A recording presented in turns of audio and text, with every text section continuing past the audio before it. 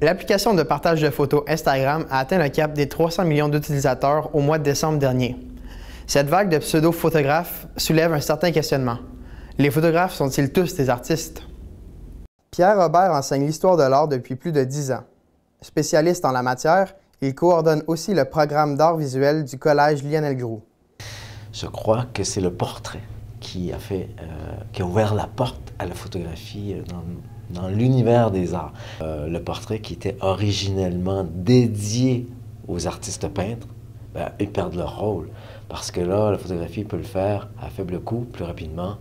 Guillaume Boucher se démarque sur Instagram. Son compte possède plus de 1000 abonnés. Ses clichés sont généralement à connotation artistique. Toute photographie peut être considérée comme de l'art, du moment où est-ce que la chose qui est devant ton objectif, c'est quelque chose que tu tentes de démontrer d'une manière qui est esthétique. Donc, un selfie, qui est une photo d'une personne qui est soi-même, je pense que ça peut être considéré comme de l'art, parce que, veux pas, ce qu'on essaie de montrer, c'est avantagé. Puis, comme une photo d'un champ de blé d'Inde, où est-ce que, justement, tu vas placer ta caméra de manière à faire ressortir peut-être ton avant-plan par rapport à ton arrière-plan ou quoi que ce soit.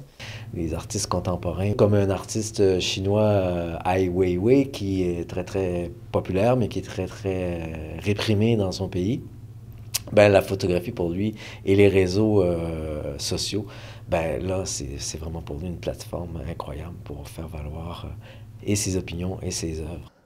Gilles Dubé est photographe professionnel depuis plus de 20 ans. Il se spécialise dans le portrait. Chaque année, il croque le portrait de plus de 3000 étudiants. Dans mon livre à moi, plus il y a d'images d'affichées n'importe où, dans n'importe quel média, mieux c'est. Parce que, ça donne de l'imagination à un paquet de monde. Puis, il y a un côté que ces nouvelles façons de faire là apportent, c'est qu'il y a beaucoup de créativité, il y a beaucoup de choses qui se font rapidement, c'est de l'instantané, ça met de la vie dans le quotidien. Puis, je trouve ça juste inspirant de prendre le temps de regarder, de voir ce que les gens ont fait.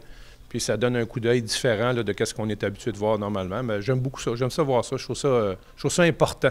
Parce que ça amène une nouvelle approche qui est différente de ce qu'on avait avant. Avec l'arrivée d'Instagram, ce qui est arrivé, c'est que justement, c'est plus facile, je pense, de te créer cette auditoire-là, puis justement de publier tes photos comme tu veux, quand tu veux, puis justement que ça soit vu. Aujourd'hui, à l'heure où on se parle, en 2015, la photographie est probablement l'art le plus acheté et le plus admiré, si on peut dire, dans le monde de l'art contemporain. C'est vraiment, ça connaît un succès monstre. Les photographies peuvent se vendre 30 000, 40 000, 50 000, 100 000 $ pièce. Donc, il y a vraiment un engouement très, très fort pour la photographie dans le monde de l'art contemporain.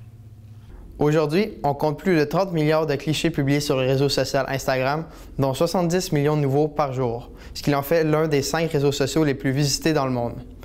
Simon Lesturuc, pour le Cégep régional de la Naudière à Terrebonne.